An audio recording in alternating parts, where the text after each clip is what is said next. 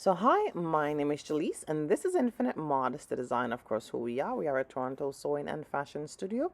And of course, we teach you how to sew both in studio and online. If you need to find out more about our online sewing services, kindly click the link in the description below and you could definitely contact us. And of course, if you are new here, kindly consider subscribing and ring the notification bell to get more videos like this one.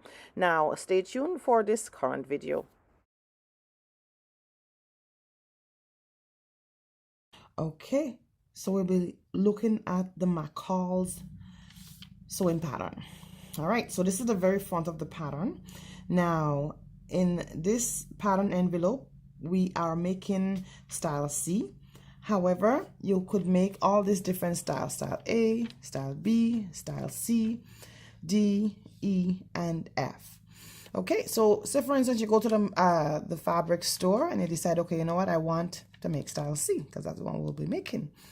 The first thing you want to write now is the number. So every pattern has its own unique number. So this one is M7197. All right, so that's the number you would write down and you would give it to the clerk, and then she would get this particular envelope because this connected with this number. The next thing you want to look at is the sizes. Now we have E5 here, and E5 run from 14 to 22. All right. There's also A5. So A5 run from 6 to 14. So A5, sorry, is a smaller size. So let me just show you the combination at the back of the envelope, which I believe we'll talk about as we go along. So combination A5 here. So A5 in this case now, it run from 6 to 14. E5 run from 14 to 22. So that's the two combination that comes with this particular pattern envelope. So if you're a smaller size, you go up to size 14. So the A5 would be suitable for you. If you're a bigger size from E5, 14 to 22, and this would work for you. And again, as we go along, we'll be talking more about sizes, so you would understand what size would fit you according to your waist measurement. All right.